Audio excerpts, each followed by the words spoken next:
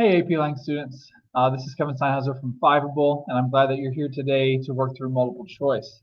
So last week we worked on the basics of argument and the rhetorical triangle. I want to take this week and next week to work through some multiple choice practice. So today we're really not going to focus on the questions in terms of multiple choice. We're going to focus on a high-level reading of the text and how to annotate really effectively. As we're getting going here, if you want to drop into the chat, let me know if you've taken practice tests with multiple choice, what usually holds you back? What do you struggle with the most, or what's the hardest part of multiple choice? So if you could let me know through the chat, I'll be checking in on that. And if you have any questions during the live session, go ahead and flag those and I'll try to get to them by the end. All right, so for today, I call this session Read with a Pencil, because a lot of times students like to simply read and not annotate. A lot of times students think that annotations are a waste of time. So I want to prove that wrong today and show you really focusing on annotating the right way, in the way that I recommend annotating as you read a really difficult text will hopefully be really helpful for you. So we don't annotate to waste time by any means. In fact, I want you to leave today thinking that annotations will save you time. Before we jump into talking about annotations, talking about multiple choice, and actually practicing tonight, let's just take a quick run through to make sure you know about what to expect on the AP Lang & Comp multiple choice session this year and the actual test. So the multiple choice test is the first part of the AP Lang test. You'll have a break after multiple choice, and then you'll work on writing 3 essays in a row. So that's a 60-minute timed assessment, no breaks for the 60-minute multiple choice. Within that time, you'll have 4 or 5 passages, and you'll have 52 to 55 questions. So doing the math, that's almost a minute per question. That's almost a question per minute, I should say. We barely have more than that, and we've got to read these very difficult passages, which we're going to work on today.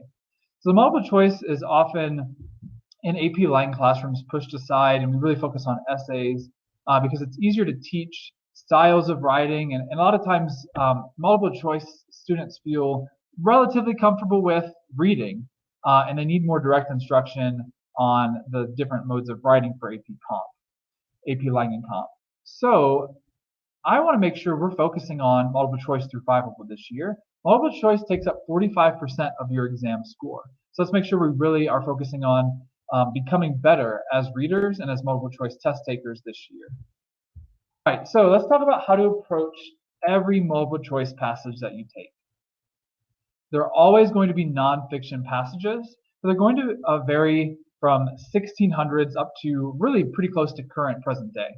So step 1, no matter what the text is, read the background information provided at the start and start thinking critically about the text. I'm thinking, what is this text probably going to be about?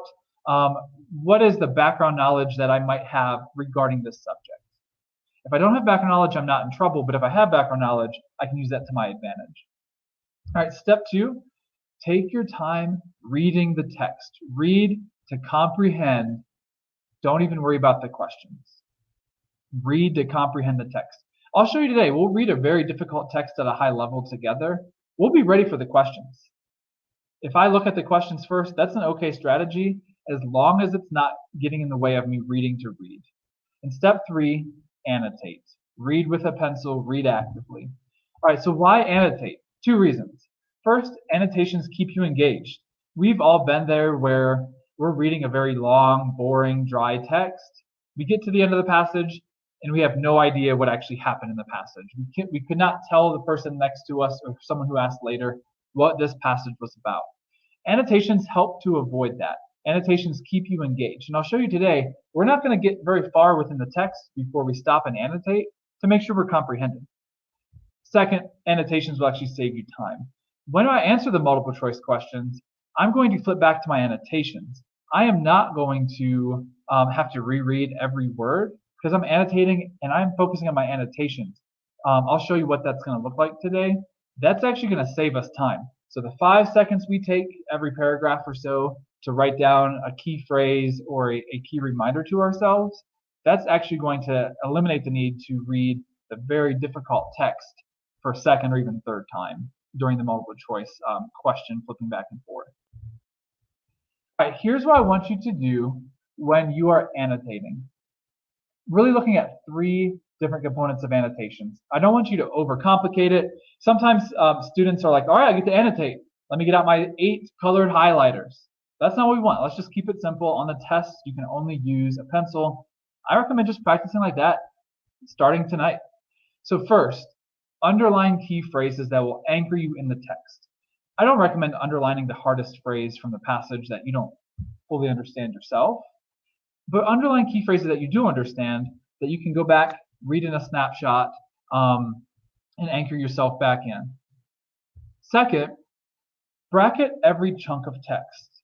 This is determined by shift in topic or a shift in tone, which as good writers, it's our job to identify.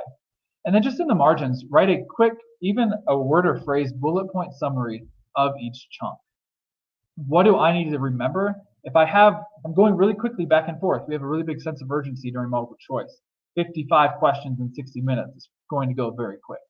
So what are the words in my bracket that I just need to glance at to remember what this section of the text was? Now in AP passages, a lot of times you're not going to do this for every paragraph. There are going to be paragraphs that are extremely long, and at that time, you've got to identify where are the shifts within the paragraph. We're going to practice with that tonight. Third, we're going to practice with this tonight too as we annotate. Clarify vague pronouns. The best readers do this naturally. When I get to the word he or it or her, I have to know who that's referring back to. In AP, that sometimes is going to be very difficult.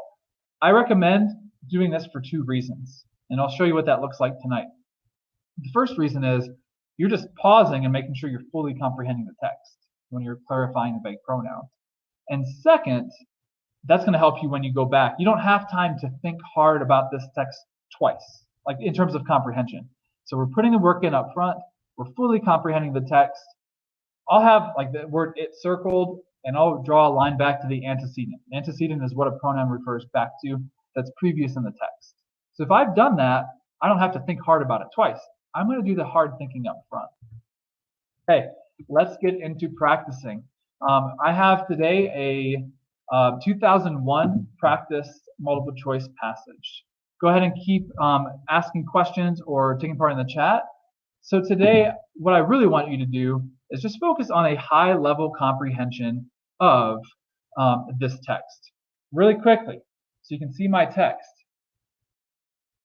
It is one long paragraph. It is clearly going to be our job. We can't wait till the end to summarize. It is going to be our job to find the shifts in topic or tone and annotate accordingly.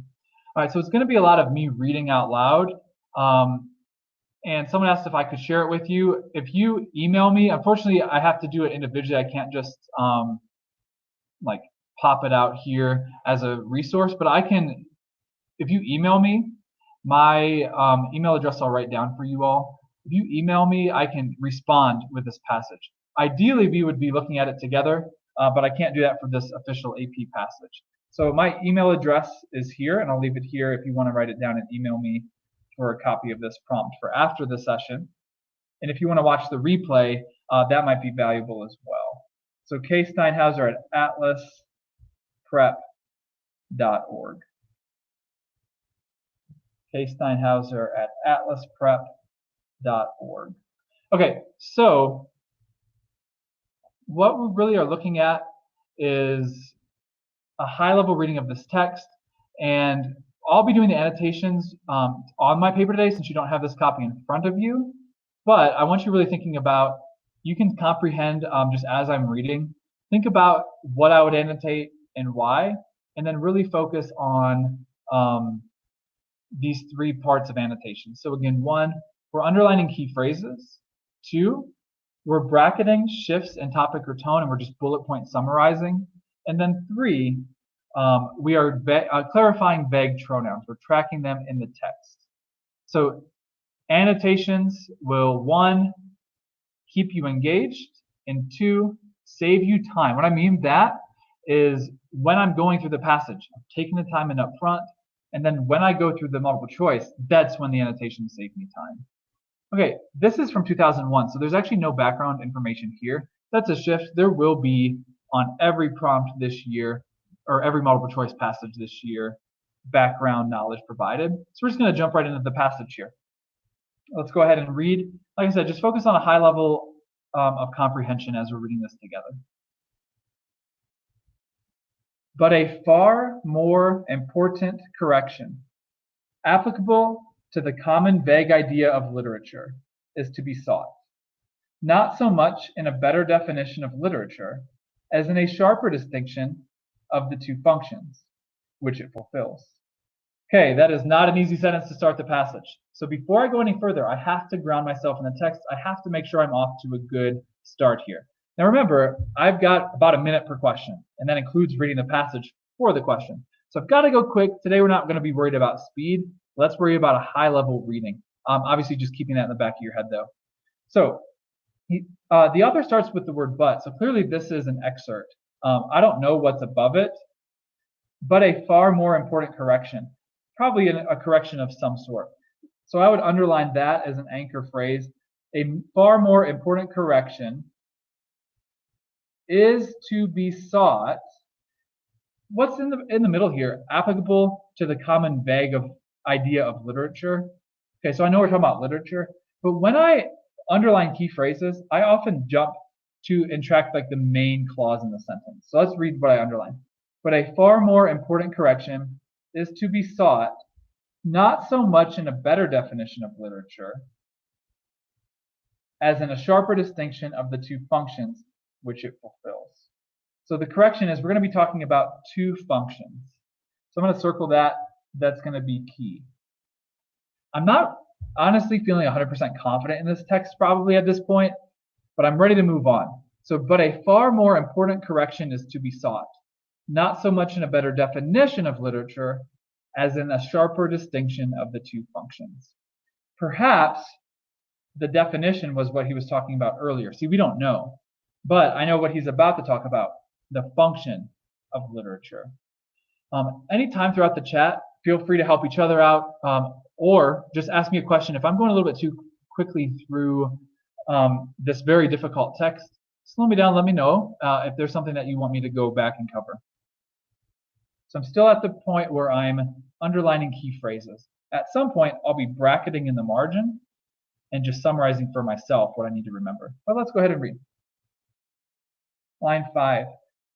In that great social organ, which collectively we call literature, there may be distinguished two separate offices. Okay, so two offices, we've seen two functions. I'm just going to draw a line between offices and functions. That's to save me time. When I reread this, or when I have to flip back and forth, I know offices is a synonym for functions here. There's two functions or offices of literature. These functions are offices that may blend and often do so, but capable severally, that means separately, of a severe insulation and naturally fitted for reciprocal repulsion. That's going to be really tough in terms of this sentence. What I have to take away here is that he's distinguishing two different functions of literature. That's really what I got to get. So let's bracket that, just because I don't have time to reread this kind of convoluted language. Two functions of literature. And that's all I would put in my margin. So I'm going pretty slow today. I want you to walk through with me why I'm annotating this way, and I'm kind of justifying as I go why. Obviously, once you get used to this, you're going to like quickly write this down and then move on. All right. Line 9. There is first the literature of knowledge. So I would definitely underline that. There is first the literature of knowledge. And secondly, the literature of power. Now, that's good news. I know where he's headed. He's talking about two functions of literature. He's named them both. The bad news is that's not super helpful. The first function is knowledge, the second is power. I still need to read further to see what he's thinking, but I'm on the right track. What I'm looking for as I read are what is the first function actually, what is knowledge actually, and then what is power. Let's go ahead. The function of the first is to teach. The function of the second is to move. So what I might do is just draw a line from teach to knowledge, or to first, either one, and move to second or power. I don't want to have to like rethink through this text. So this is how I'm annotating as I go. I'm just making connections and underlining key phrases. Let's read the next one. The first being knowledge, is a rudder. The second an oar or a sail. The first a rudder. I want to do this again. So rudder goes back to first, back to knowledge, sail, back to move, back to power, back to secondly. So I'm just making sure as I'm reading, he's juxtaposing knowledge and power. These are the two, what he has identified. These are the two functions of literature. Let's keep reading. Let's see how he juxtaposes knowledge and power. The first speaks to the mere discursive understanding. The second speaks ultimately, it may happen, to the higher understanding. So I'm actually just going to do this. One is knowledge, two, higher understanding. I don't want it to get too convoluted, so I'm just going to start looking for ways to save myself time. So I know one is power. My bad. One is knowledge, two is power. That's where I see him code switching back and forth. Now, we've got to be thinking through this. He's juxtaposing two things back and forth quite a lot. Which one is he showing a bias towards? Which one is he thinking is better than the other? Even maybe in the first definition, I can see that, or the first labeling, I should say, I can see that. Power, the second function of literature, is his preference. It seems to be what he likes more. He even uses the word mere discursive understanding in the first. So knowledge is merely understanding, where power is higher understanding. So clearly he's preferring power right here. So let's keep reading. And I'm cutting off like my thought process, my annotations mid-sentence, because these sentences are so long and I can get lost in them if I'm not actively thinking through. So line 16, understanding a reason. This is talking about the second function, power. But always through affections of pleasure and sympathy. Pleasure and sympathy, we're talking about the function of literature, power. All right, let's talk straight. This is not going to be like a super exciting, fun text. That's why I chose it to practice with today. A lot of your texts that you'll find to practice with AP this year and to take on the test are going to be long, boring, and convoluted and difficult. This is a perfect way to practice. All right, let's go ahead and continue. Maybe before we do that, let's bracket bullet point. So just think to yourself before I do it, what would I bracket in bullet points here? This is to save me time so I don't have to reread all of this unless there's like a question on this specifically, but I got to go back and look at it. All right, so really what I'm going to say is the first function is knowledge. And I can use abbreviations in my annotations, whatever saves me time when I'm like really going through it. The time needs to be spent thinking and then just jotting down thoughts. So the second is power. And I might say this is kind of basic and this is more advanced. That's what I'm picking up from the back and forth, back and forth, back and forth. All right, now we're going to go with remotely. Remotely, it may travel towards an object seated in what Lord Bacon calls dry light, but proximately, it does and must operate, else it ceases to be literature of power on and through that human light which clothes itself in the midst and glittering iris of human passions, desires, and genial emotions. Okay, we've got to go back and figure this out. First, we got to figure out what is it. This is what I mean when I say tracking vague pronouns. So the most recent thing we talked about, was it knowledge or was it power? Well, I labeled this as number 2. So it's power. It's the second. So it is referring to the second here. So I'm just going to take a pause, ground myself, and reread this sentence. Remotely, it may travel towards an object. So the second function of literature, power, may travel towards an object seated in dry light. Like, let's just skip right over Lord Bacon. Seated in dry light. But proximately, it does and must operate. this is still kind of tough. Let's make sure we're not going to be able to read this 7 times. Let me help you with what to do when you come across something that's kind of not clear after a second read through. So I know I'm talking about the second function of literature is power. Let's go on and let's not get lost in lines 18 and 19. Else it ceases. Let's just be clear. It's still talking about this function of literature. Else it ceases to be a literature of power, on and through that human light, which clothes itself in the mists and glittering iris of human passions. Okay, I've just got to take what I can and move on here. Am I thinking passions, desires, emotions are a positive thing in this author's eyes or a negative? That's really my thought process here. So I'm thinking positive, and I'm just making this connection to he's preferring this thought process, or he's preferring this form of literature. That's what I'm taking away here. And I really want to just get in your head of okay, where do students often get caught? We only have a minute per question, so I can't take a full minute reading 2 lines. I'm pausing. I've got what I need to get out of it. He's praising the second function of literature here. He's saying we got to do it practically through this. It must operate. And he's saying once we've got it, this type of literature leads to human passions, desires, and genial emotions. Now he's going to shift here. So what we're going to do is just simply annotate this before a shift that I can identify in the next line. So I'll just jot down. I don't want to read that again. Power equals passion. That's essentially what he's getting at here in a very quick nutshell. Okay, now let's see the shift. Men have so little reflected on the higher functions of literature as to find it a paradox if one should describe it as a mean or subordinate purpose of books to give information. This is the part of this text where students often just kind of throw up their hands and say, I'm just going to have to cut my losses and go to the questions because this text I'm getting lost in. So let's figure out what to do when I've got this chunk, which I kind of got, but I aren't feeling too great in. And then this next section, he starts talking about a paradox. Let's figure out what he's talking about. Men have so little reflected on the higher functions of literature. So again, I'm underlining that because I can ground myself in that.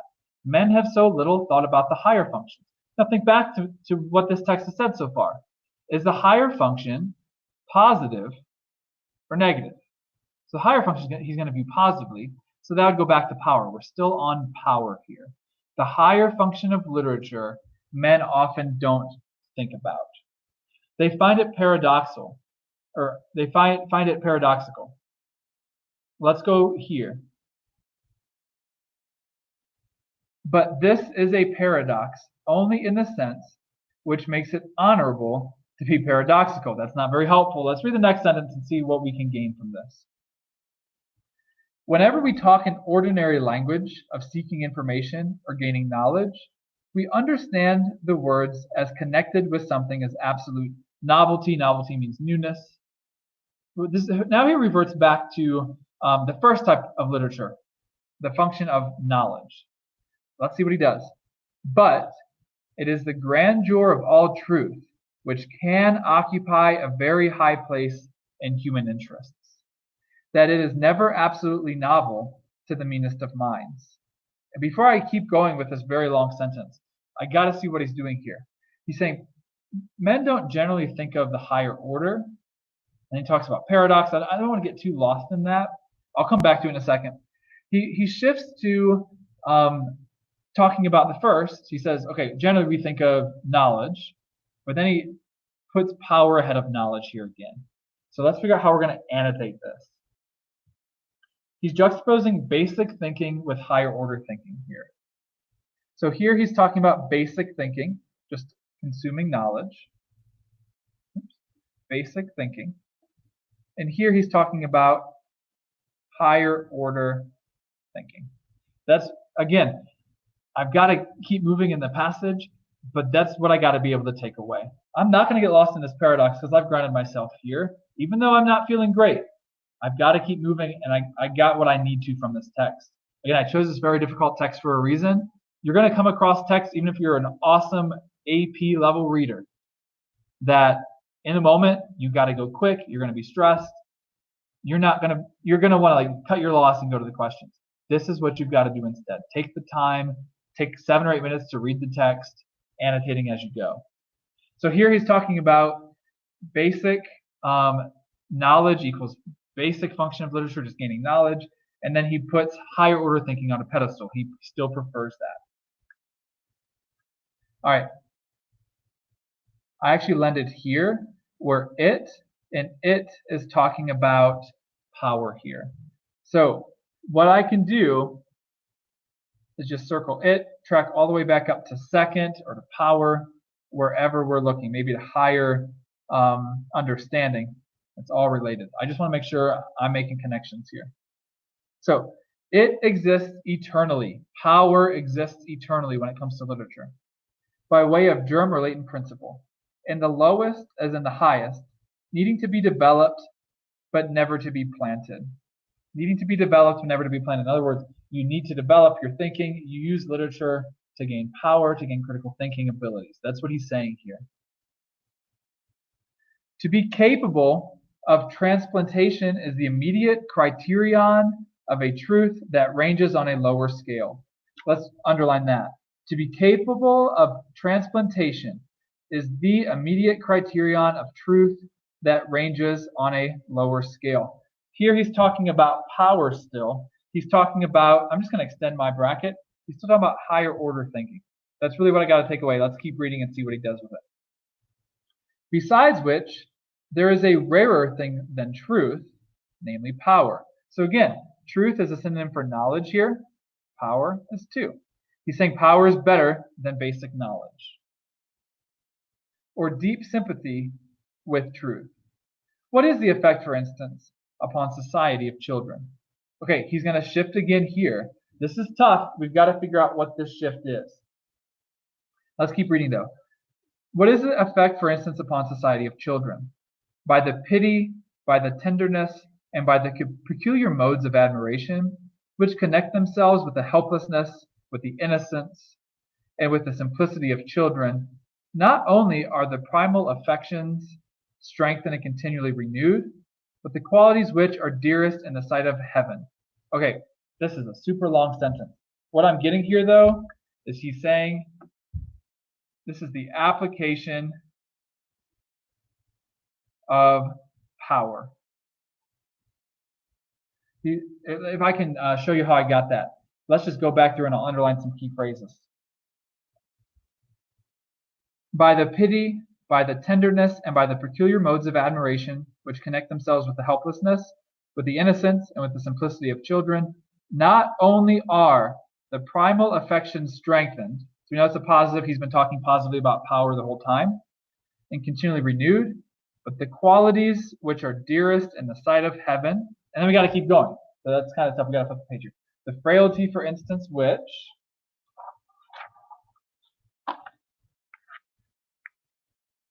get it going here, appeals to forbearance, the innocence which symbolizes the heavenly, and the simplicity which is most alien from the worldly, are kept in perpetual remembrance. So I'm going to ground myself after this hyphen because he went off with some extra info.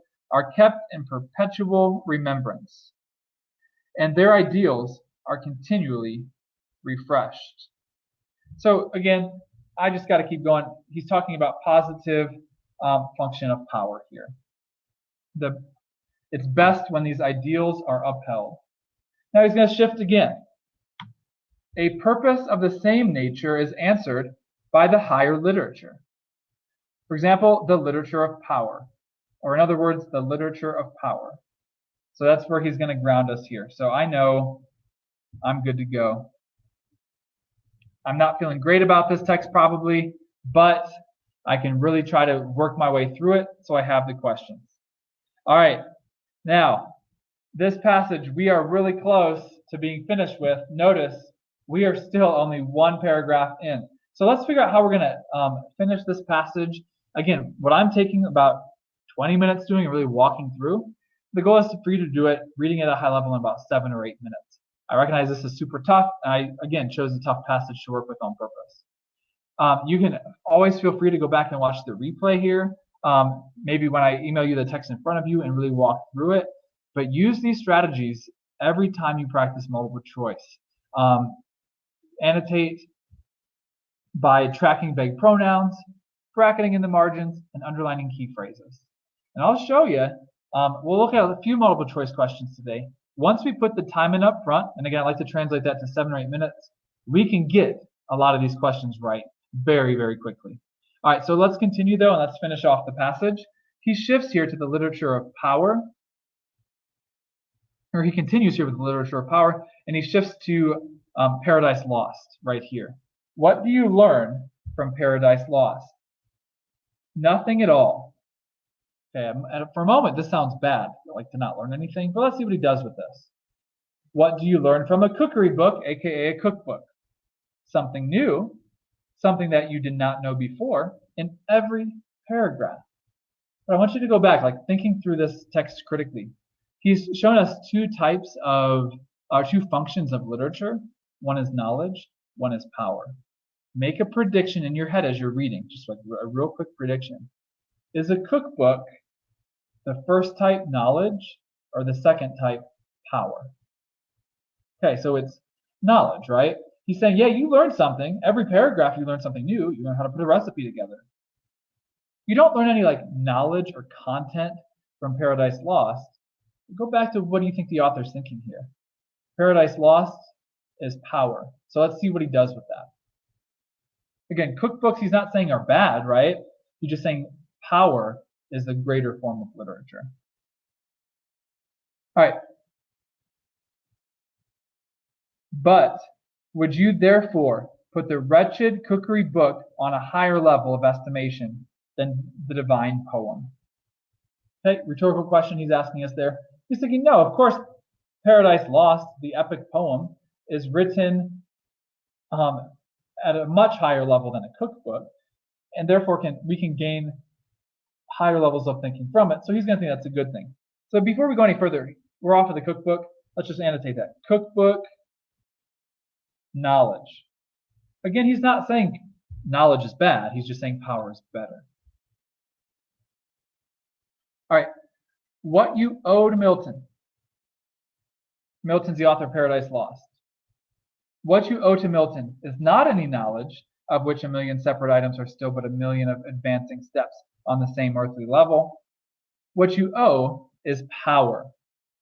That is, exercise and expansion to your own latent capacity of sympathy, which the infinite, blah, blah, blah. Before I go any further, Paradise Lost. I would actually do this if I'm reading the text. Power. I don't want to even get lost in the weeds with wherever he's heading to end this text.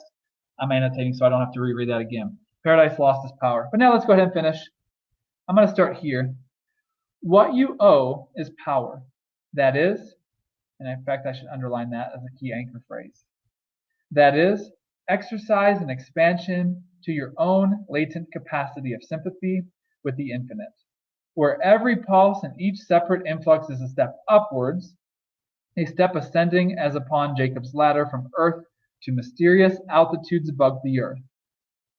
All the steps of knowledge from first to last. Okay, I'm going to extend my bracket down because really all he was saying there was, hey, you owe Milton power. Because you read Paradise Lost, you were exposed to the function of power in literature. Now he's going to close out this excerpt. All the steps of knowledge from first to last carry you further on the same plane. In other words, you are understanding more, but no higher levels of thinking. So I'm going to underline that. All the steps of knowledge from first to last carry you further on the same plane, but can never raise you 1 foot above your ancient level of earth. Wherever you're standing, knowledge isn't going to raise you higher, he's saying. Whereas, okay, good readers, think about what he's about to talk about next. He just talked about knowledge. Now he's probably going to end talking about power. Let's see if we're right.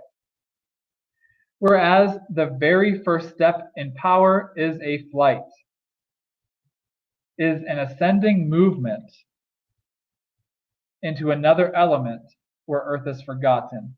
So I'm going to underline that. Whereas the very first step in power is a flight. So where this is knowledge, this is power. Power means I'm going to higher levels. So knowledge, power. Power in his mind is greater than knowledge. Okay, I know it's kind of tough when I'm doing it on my own. It'd be ideal if you would work it with me. So if you want to email me and look back through this text, that'd be great. Either way, let's take some time tonight to look through some questions. You'll see that the questions are still going to be difficult.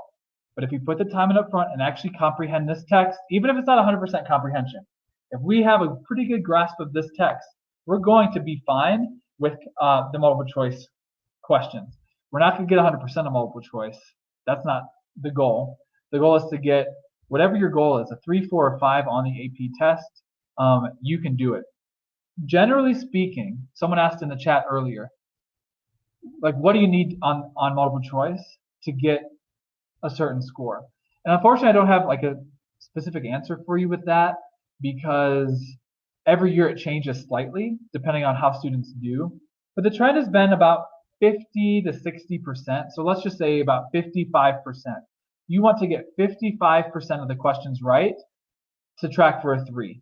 And of course, your essay scores are composited in there as well. So obviously, if you want to track for a 4, jump that up maybe about 10 percentage points. You want to shoot for a 65%. And I'm ballparking, I'm estimating, because it depends on the year. If you want to shoot for a 5, you want to shoot for about 75% accuracy on the multiple choice. That's 3 and 4. So you have still plenty of room for error, even to track for a 5, 3 and 4 questions right. You're going to see this year, I hope, that you're going to see that the time spent up front reading at a high level certainly pays off. All right, let me show you what I'm talking about. So let's get engaged in the chat. I would like you to type what your answer would be. So let's just take a minute of think time here. Number 13, type in A, B, C, D, E for what you're thinking. Not even looking back at the text, we can answer this. The speaker's primary purpose in the passage is to propose a change, describe a process, explain an idea, criticize the taste of readers, praise a work of literature. What do you think it is? Go ahead and type in the chat.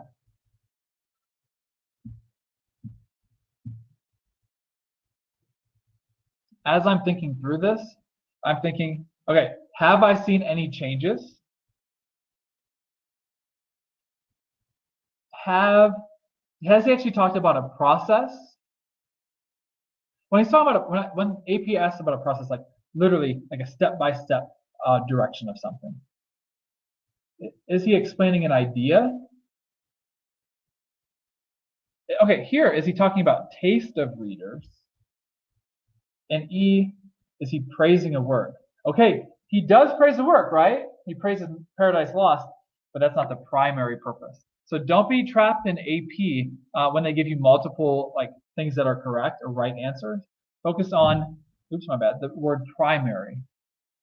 Okay, so the primary purpose, everyone who had time to contribute got it right, is C. We did not even look back at the text. When you're going on your own, honestly, that takes you 10 seconds to answer. So we're putting the time in up front to comprehend the text. I just got this question right in 10 seconds. Okay, let's see how we do on the next one. Without even flipping back through, can we get this question right? Again, type in the chat what you got. So we're on number 14. Throughout the passage, literature is used to mean A, works of poetry and prose fiction. Prose means the opposite of poetry. So any fiction that is written out like a short story or a novel is prose fiction. B, books that are likely to become classics.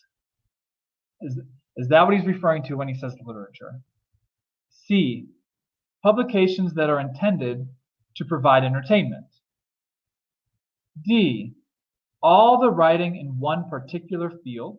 And a field is like a field of study, so a field could be psychology, medicine, etc.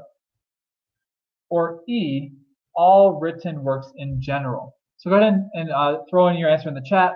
That's how we're going to learn best, is if you're thinking through this as we go. Okay. As I'm looking through this, Let me just work you through my thought process. Works of poetry and prose fiction. I'm gonna not cross anything out yet, but I'm not sure if he's only talking about fiction. Clearly, Paradise Lost, he's talking about, but he also talked about cookbooks at the end. He actually called that literature. He said that's the first function. So maybe that influences your answer. B, books that are likely to become classics. I don't think he's narrowing it down that far. C, publications that are intended to provide entertainment.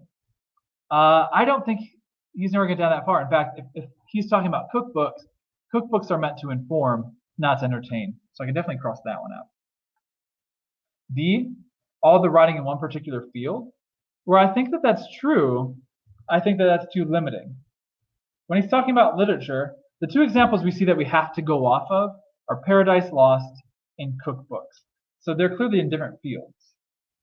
So when he talks about literature in general, think back to the two examples. What would Paradise Lost and the cookbooks have in common? Well, Paradise Lost was a great piece of, like an epic poem, but a cookbook is not. Paradise Lost did become a classic, but cookbooks generally do not become classics. So what we're left with, written works in general. Okay, so not everyone said E off the bat, but that's our best guess going forward. Hopefully we can narrow it down. So what you'll see in multiple choice AP practice a lot is working on process elimination quickly. So I might have to, maybe it's down to D and E. I have a 50-50 shot at it. I got to move on because I got to move at a quick pace, but at least I have a shot at it if I'm narrowing down. So even if you can only narrow one or two down, do it, take your best guess, move on. Let's do a couple more questions tonight and see how that high-level reading of the text helped us out. This one's a really tough question, and I'll tell you, in 2001, very few students got this right. So again, your goal is to get the easy questions right, the medium questions, as many as you can. Hey, if you don't get any hard questions right, most people don't, so let's not stress about it. You're not supposed to get 100 here, but let's make sure we're getting the ones that are doable. Let's look at 15, which was one of the hardest ones on this passage. Which of the following best describes the function of the first sentence of the passage? So I'm going to go back to that. I have my annotations already. I know that in the beginning we're talking about two functions of literature. I'm glancing here when I have to go back to the text. And then honestly, I just have to reread that first sentence. So let's go ahead and do that.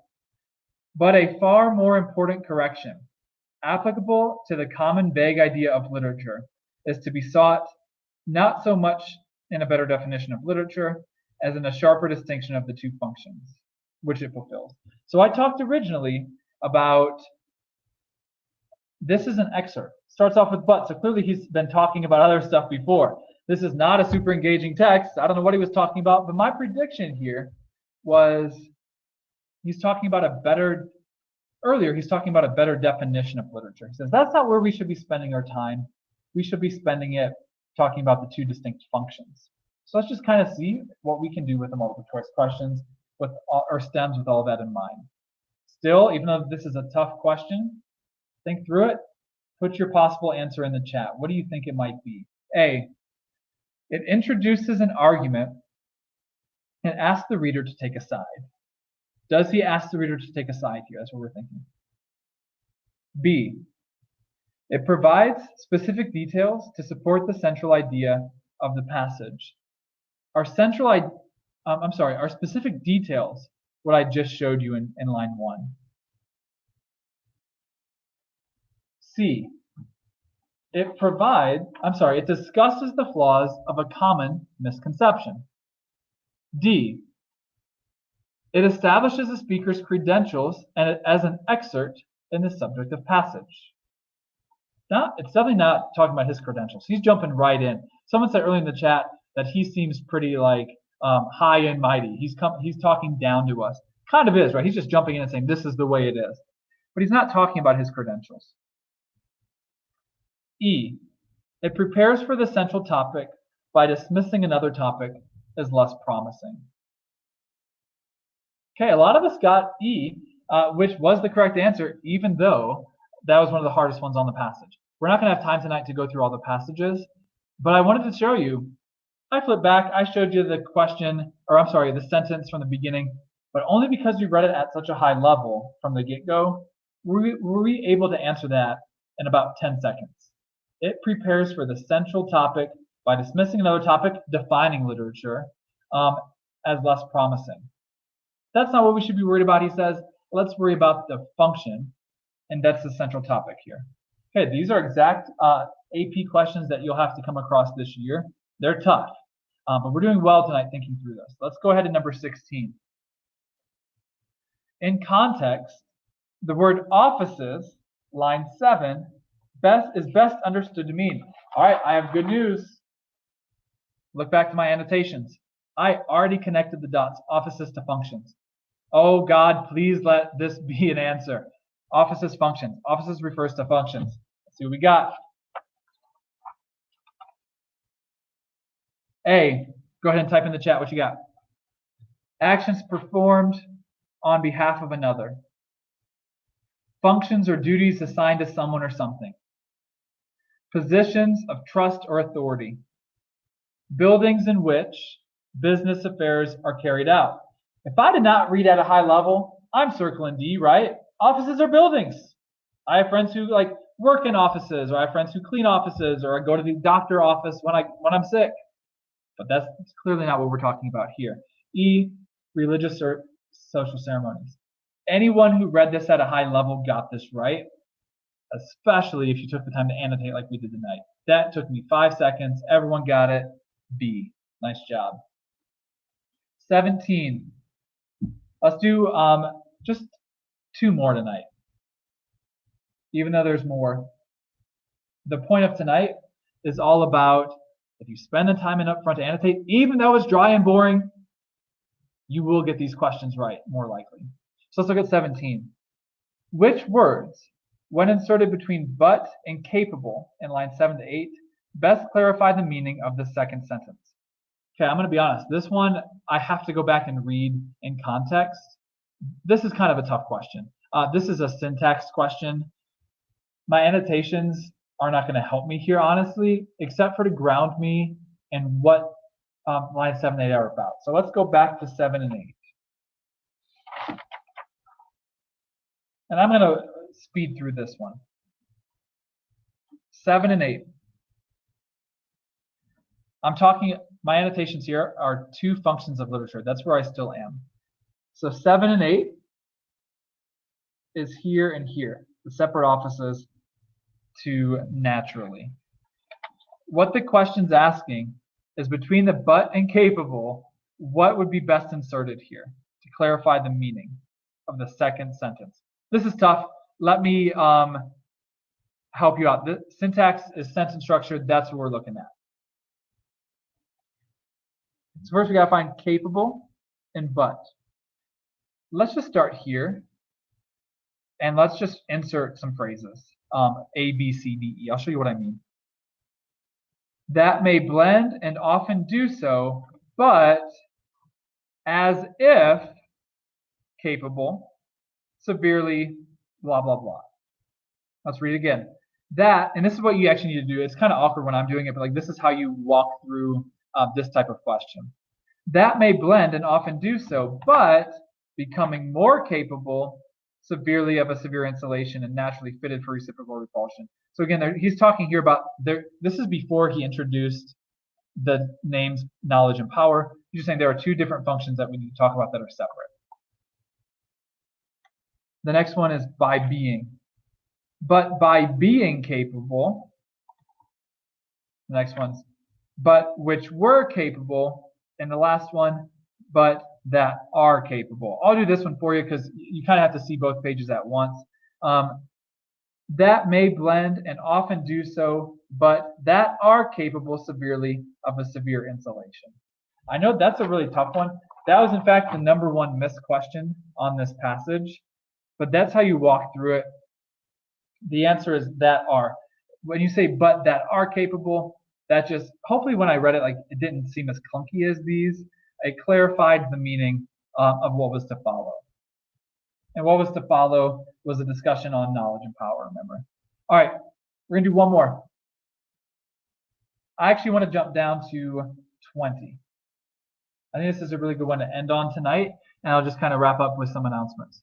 So the antecedent. Okay, remember, an antecedent, don't let that AP word trip you up.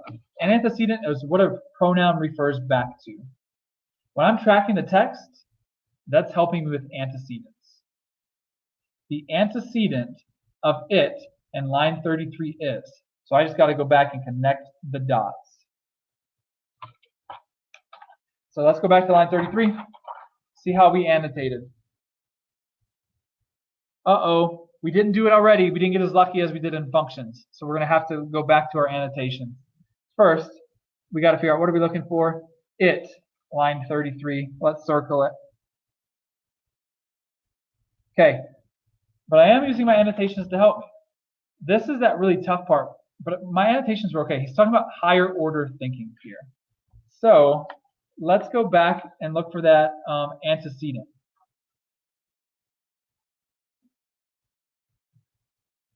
Let's start here and figure out what it is referring back to. Again, we're talking about higher order. But it is the grandeur of all truth, which can occupy a very high place in human interests, that it is never absolutely novel to the meanest of minds. It exists externally by way of germ or latent principle. I don't even need to keep reading. I already passed my it. So let's read it again. Let's try to figure out what it is referring to. Again, I would do this as fast as I can if I'm going by myself on a timed multiple choice practice. But it is the grandeur of all truth, which can occupy a very high place in human interests, that it, I have another it, but that's not the right one, is never absolutely novel to the meanest of minds. It exists eternally. It is referring back in a sentence to truth. Okay, ideally, I did that when I first went through. So my point here is I don't get lucky all the time, but if I'm in terms of I'm not going to necessarily remember or track every pronoun. Maybe at the time it made sense, but if I had done that in the moment when I'm reading at a high level, that took me 5 seconds to do. Guys, I still read at a high level, so I can still do this. When you flip back, go to your annotations, see what you underline, and then just quickly reread what you need to. So the answer here, I still was able to get all truth. Okay, so we're going to pause with questions tonight. Next week, I'm going to focus on multiple choice for the second week in a row. And then we're going to shift for a few weeks, and I hope those weeks are very helpful for you, to rhetorical analysis, like I said earlier. That rhetorical analysis practice, I will actually show you best practices for not only how to think through a rhetorical analysis prompt, but how to write an introduction well, how to write your body paragraphs well, how to embed quotes well, how to write a conclusion well. All of those will be like a week each. So we're going to take a deep dive into rhetorical analysis. I want to talk about multiple choice one more week. Next week during multiple choice, I will focus more on like test taking strategies, not necessarily annotation strategies, but like time-wise, how to work through that, and really focusing on some more questions next week. So next week will be another AP passage. These are tough.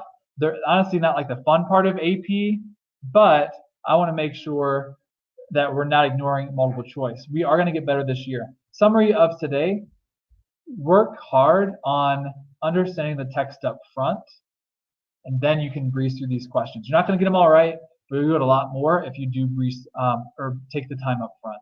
Okay, so keep in touch. Keep coming back Tuesday nights on live stream, and if you ever miss, we will be posting the replays on Fiveable. All right, everybody, thank you for being with me tonight, sticking through a very difficult passage, but I hope that this was helpful. We'll be back next week for one more practice round of multiple choice. Everyone have a good night. Thank you.